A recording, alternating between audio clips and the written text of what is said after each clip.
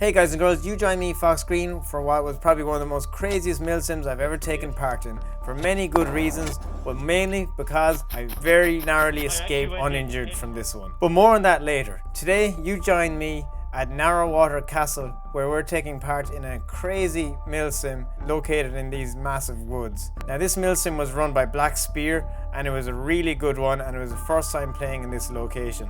The guys, I gotta hand it to them, really put on a really good show. I was playing as part of the Estonian separatists, and our FOB was located right here beside this lake, which is exactly where I got into a really bad accident, literally in this location. So guys and girls, stay tuned. We're first of all going to get into regular gameplay, and then we'll show you exactly what happened to me. Now before I get into my video, today's content is actually sponsored by Navrich. They've just launched a brand new video on how they develop and build all their guns, and I must say it's really worth your watch. I'll put a link of it in the video description below. But for me this video is so good because it actually shows you the amount of development they put in, and that Navrich guns are not just rebranded. There's years of development that go into each of these guns, with multiple teams working on them at different times. And trust me, if you knew the new guns that are coming, you'd be really excited. So this video deep dives and shows exactly how they build it, and exactly how they machine stuff, put it together, and how they've built their own guns that are entirely their own design also. I think it's a really cool development, and no other gun manufacturers are going out there showing people this. So if you're interested into engineering, airsoft, and how it's all made, this video is definitely worth checking out, guys. Anyway, that's enough for me. Let's finally get into this crazy video of mine. So check out our camp, pretty awesome. Solar power with battery backup system. Inflatable tent. Comes with an AK statin. Yeah, free. 10%. Food station, gun station, and luxury camping. Double blow up bed for me and Dave. and it went down to 0 degrees last night, and we brought electric blanket, which can be plugged in to our cool little power station here, as you can see. Not bad. That's our luxury glamping milsim setup. Well, Staten, you ready for it? That's all I have to say. Dave, Huh? you see the Ghillied up castle? Yeah. I'll be scaling that, mate. You give me a video up. Two of the world's smallest snipers. This is going to be a 24-hour milsim. So early in the morning we make our way towards our FOB. For this I'll be using my SSG-24 as my primary sniper rifle. Enjoy it. I'm teaming up with AK Staten, and we're both Ghillied up. Right, Delta 5, just take position behind. Our first objective is simple. AK Staten and his squad are going to take point and escort our vehicle to a target area some 3.5 kilometers away. I'm part of Delta squad, which will be tailing the vehicle and watching our six. Naturally, as we are watching the rear, we get very little action in these first few hours of the milsim, but nonetheless, we must stay vigilant. We didn't shoot you. The weather in the morning is really nice, and there's no rain expected for the weekend. Here we can see some dead enemy players, which our lead squad took care of. The terrain is quite hilly and goes from quite open areas to really dense foliage. It's important to know that milsims are not like a typical skirmish, and action can be quite limited. For our squad, we won't see action till later into the evening. However, it's great to know AK Staten and the squad up front is taking care of all the enemies in their path. Blockade set up for our jeep. Stop it coming through. That's the gate. Yeah, we That's just walk green. past it. We walk by it, but you see they can flank right around here. Yeah, now. this bit here So now pretty is much where they the can lads come. are. Yeah. As we push further into the dense forest, we eventually reach a quarry, which is located near our primary objective. While Alpha Squad deals with the objective, we hunker down and set up security. The skies open up and we're met with very cold rain and sleet. You can see here that some of the raindrops are actually frozen.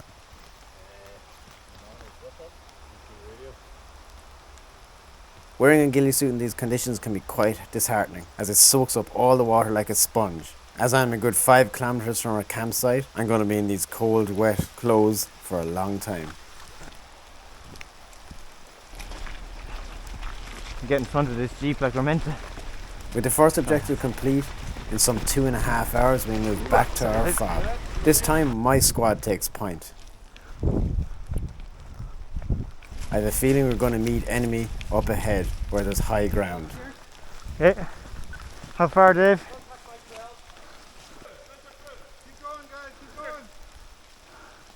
David, Foxy. Yeah? Out here. 55? Sure enough, I was right. Movement is spotted by AK Statin. Dave! Oh yeah, I see him, I see. Seeing on the hill. We keep eyes on the enemy while our squad and jeep passes. You saw him as well, yeah? Yeah, we all saw him. Lads, like, have a look up here. Yeah, here. Watch this now. We decide to meet the enemy head on and we attack them up the hill. I can hear shooting up ahead just a few meters behind this fallen tree. I approach carefully. At this point the temperature has dropped by a good 12 degrees and is only about 2 or 3 degrees Celsius. Get your right side, get your right side! Well, I hit that enemy with my first shot. My green gas gun hasn't the power. My only resort is using a sniper rifle with 1 joule at point blank range.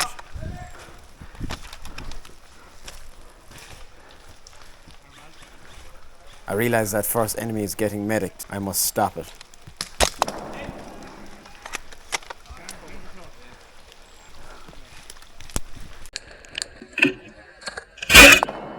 With 3 enemies down, I eventually get taken out by friendly fire from the bottom of the hill.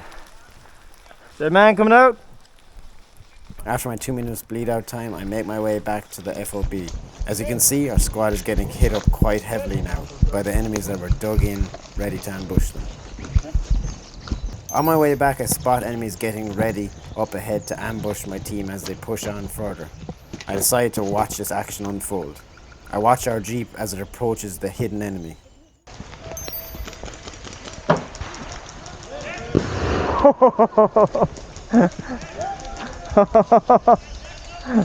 That was well played by the enemy, I must say. That was unbelievable. Nice one. A few hours later, I managed to pull myself back into my wet ghillie suit after some grub. Me and 2 others decide to head out on our own mission to find the enemy's FOB. On our own little objective to cause havoc, we cover at least 6 kilometers through the woods, looking everywhere for the enemy's FOB. We managed to evade all enemy squads on this mission and even come across this creepy little village in the woods. We find signs of enemy movement in these buildings with water bottles and bits and pieces left behind.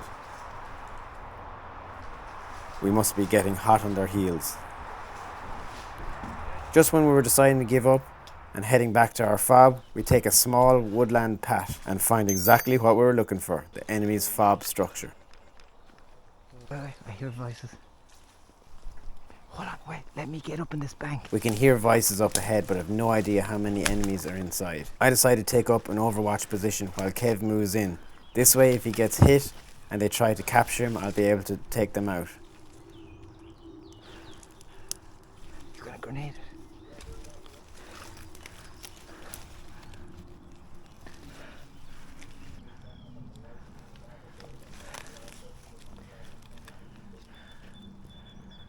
And a few moments later, using his pistol, he takes out all enemies inside.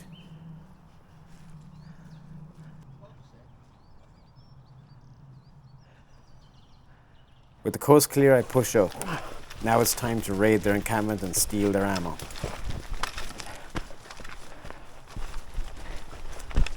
Ammo? Let's take it.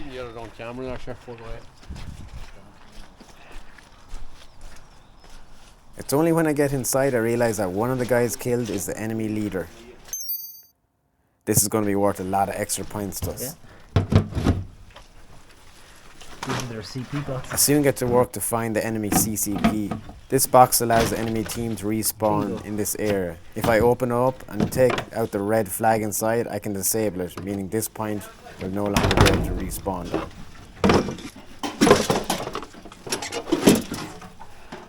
That's a CP destroyed, okay guys? CCP gone. Okay. Again, this will win us some valuable points in the Milsim. No radioing in now, back to your buddies. I know. crowded. Grab that ammo can in there. Which one? Take me, front of me. That one? While searching, I also find some pyro, which I decide to take with me. Ooh, there's a lot of very exciting shit in this one. Any of these ones here. An objective. Nice full one there. Lads, Thank you, guys. fair play to you anyway. Talk to you. Right here, come on.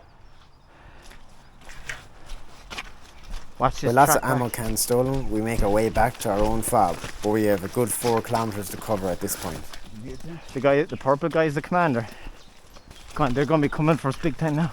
We know the enemies are also going to be hot on our tail. Contact. I search for enemy movement while Kevin gets medicked back in.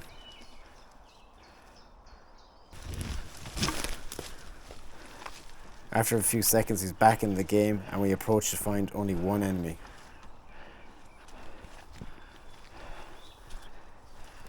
Won't be on his own anyway.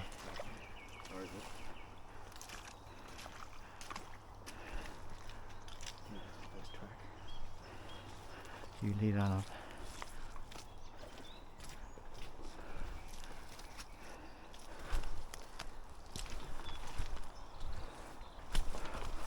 With our escape route compromised, we decide to divert ourselves off the main track, with the hope that enemies will not be able to follow our footsteps. This works for a good kilometre, however, we eventually come up against enemy movement.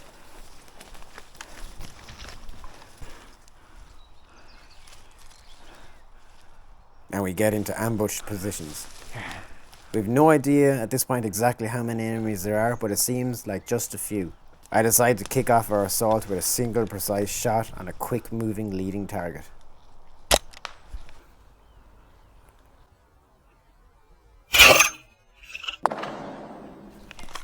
The lens on my scope is completely waterlogged and I have nothing to dry it with, so I can barely make out these targets through my scope, and as a result I miss what would typically be an easy shot for me. Watch out, Kev.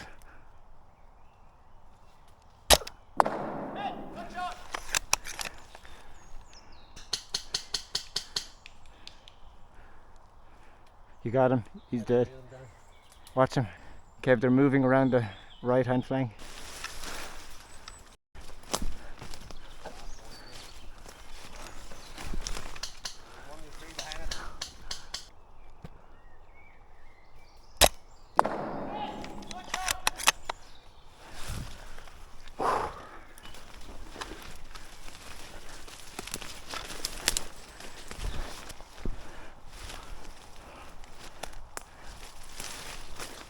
Just as I'm moving location, I get seen.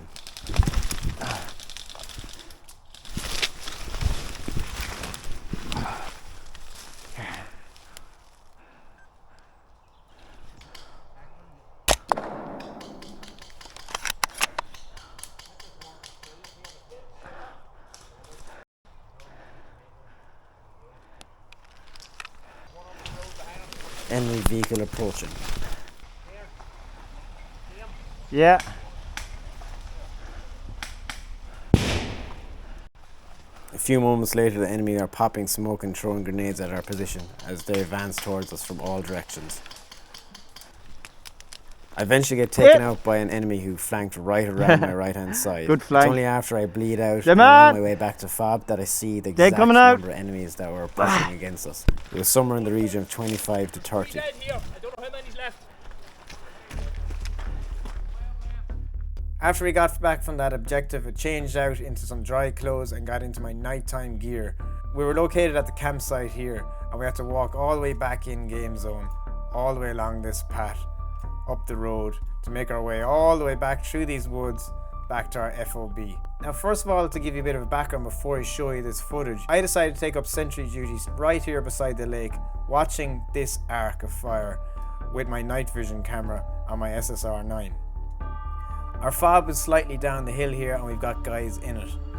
Now what actually went down here is, while I was watching this way, we had enemies that infiltrated our base from their FOB. They worked their way all the way along here in the dark of the night, around the back of our lake, and hit up our FOB with nods.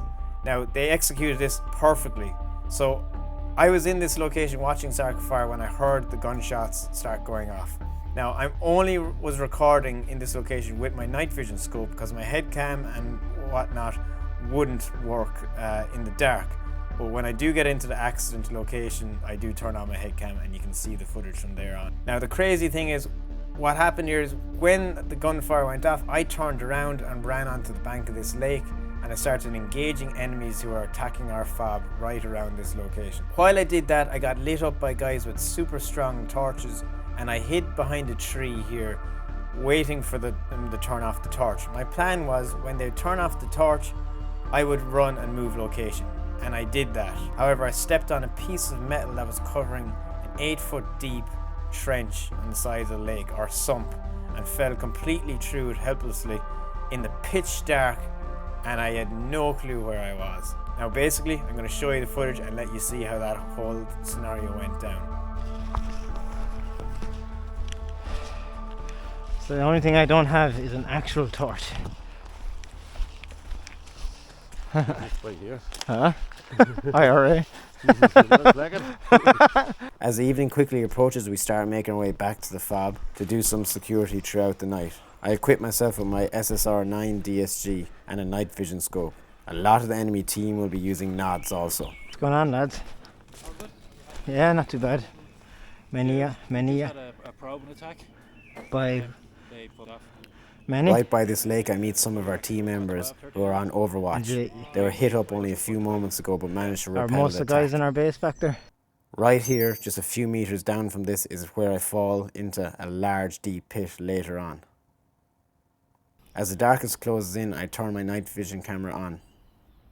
There's no point to me recording with my head camera and my selfie cam because it's just far too dark. I continually scan the woods to ensure there's no enemies approaching the south side of our FOB. Then out of nowhere, I hear lots of gunfire coming from the north side of our FOB. I turn around and start engaging. I manage to take out a few enemy players. However, I then get lit up with high-powered torches and hide behind the tree. My plan is as soon as the torch goes out, I'll run and move location along the edge of the lake.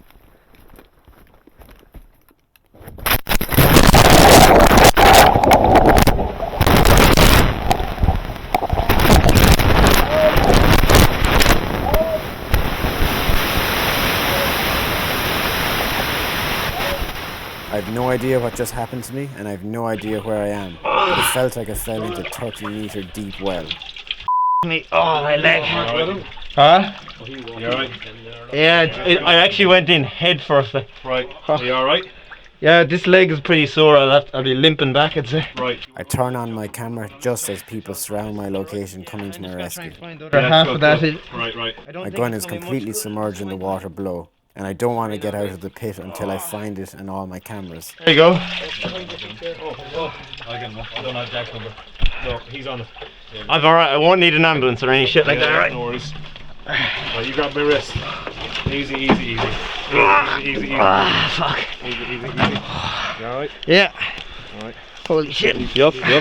I couldn't be more grateful for all the help I received good, at this I'm good, moment. I realised right there exactly how lucky I was. Ran straight into. There was a roof over it, obviously, and collapsed. Yeah, that's it. Yeah, I thought it was solid ground. I didn't know this was even here, man. Can somebody in the FOB grab the red chem light and send the red chem light up from the FOB? There's a red chem light cracked in the FOB. I've got a red chem light here. Take it. Oh yeah? Yeah. It's alright, got one. We're okay. Perfect. Okay. We're talking with him. Me, did you hear the fall? I did, yeah. Oh, I fair nearly broke my leg.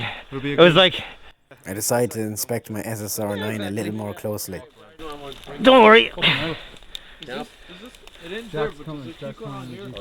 it's a solid wall. It's a solid wall there. I wonder does it still work? I f***ing doubt it. Oh no. Novrich, my god, huh? I don't think it's working. Paid partnership. Well, yeah. But in fairness, it's fucking shooting like. I cannot believe it's still working after being submerged in water for nearly 3 minutes. Fuck yeah. I guess I got a shorter gun now. You take a clip of that, man. I think. That's impressive. Tape the other end back together and see. Oh. Yeah, at least you didn't cry like a fucking Mustang. Like Across to me. all this salvageable, which is kind of doesn't make sense, but yeah, just a The new front engine. threaded bit, and then she's good to go. Who were you shooting at? I was running away from a big torch, so whoever that was, it worked.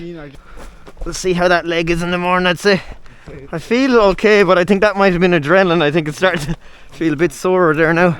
Right, I'm gonna soak that seat if I sit on it though. That's okay. Doesn't matter. I get an escort back to the campsite with an awaiting vehicle. I would not be able to walk back to the campsite on a limping leg a few kilometres away. Who do I have anyway? I've got parts of a gun. Thanks guys, alright, cheers. Jesus Christ, give up. Oh Jesus Christ. Yeah, it was like a 6 foot deep hole that was covered with, and then like a foot of water at the bottom of it. Hell. Yeah, that's fine. Like, When back, I decided to tell my team what happened to me, to their astonishment. Turn over. And I was being lit up, so I ran, didn't see it, stepped on it, fell about that height into it, full of water. Did you get your thumbnail though? Oh, that's I got that earlier from. but, it's mental, like, look. Let's see your gun. The gun still shoots, like. So I can't understand, it doesn't make any sense. I couldn't find the gun, I was searching for it underwater for ages. Then I took it out, it was like. Don't go back tomorrow to see what's in that water. Yeah. Oh yeah, he Wait probably till you- has chlamydia. Everything. Did you check That's- your leg? Is That's before he fell in the hole. Did you check for skewers? Huh? Did you check yourself for skewers? No, but the back of this leg is definitely sliced open. Oh, dude, right here. I'm gonna have to change everything. You'd have to get cleaned up. Like, You're being videoed, you know that? Oh, hi. Do you think you're cut? I think the back of this leg is cut. This one just all. Man. It's I orange. hit What the- here. I hit that's- something here really hard. It honestly felt like. That's rust. Yeah, that's the corrugated Yeah, iron. yeah. I might need a tetanus shot. Is my pants cut there at the back? No. No, you're okay. It's probably just a scrape, but Whereabouts? Is it on your thigh or your calf or where? no, it's here. It's behind the knee. Are you doing a kick a Mustang? The funny thing is, Kev said, "Jesus, you fell into 8 foot hole and you aren't even screaming like Mustang." Like I was in the hole and like I couldn't get out. Like it was how deep it was. The guys had to pull you out? and like I was like, they're like, "Come on, get up." I was like, "No, my gun and shit's in here." So I was there searching out. Oh, And jeez. I pull out the SSR 9 and it's split in half, and it's just like shooting absolutely perfectly. Like so, like the whole thing is submerged in water. It's working. Oh man. It's like the best ever. Like this is fixable. I just need to get. Well, Jeez. I need a whole new upper, basically. Yeah, that's okay. Sorry. It was just spurting out the BBs, but it was still shooting super fast. No, we kept minding the house. The fob? The fob, and I was looking at the lake. That's where he left me. Yeah. But they hit up behind us. They came the other way, and then I turned around and was engaging them. And then they lit me up with a huge torch. So I was behind a tree like this for ages. I was like, next time he turns it off, I'm gonna run. I ran to get to the next cover, and then I didn't see the huge like hole. So I went straight into like head and shoulder first. So you can see my arm. So I went down like that, pitch dark, and like didn't know what the happened for like the first 30 seconds. I was like, where the and then I just started shouting help because I looked up and I was like, holy corrugated iron kind of everywhere, as you can see.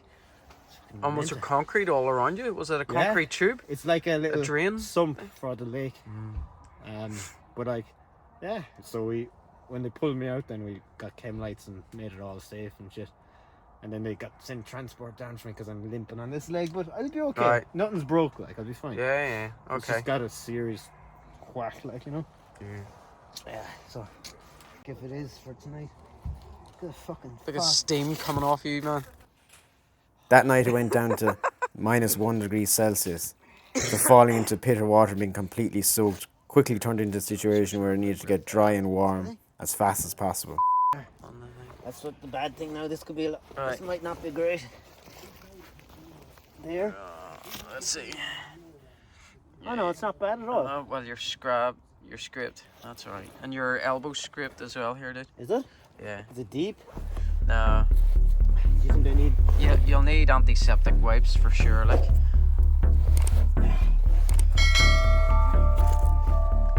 Thanks for watching, guys and girls. If you enjoyed this gameplay, please like, subscribe, leave a comment, and hit that notifications button below. I'm FoxGreen.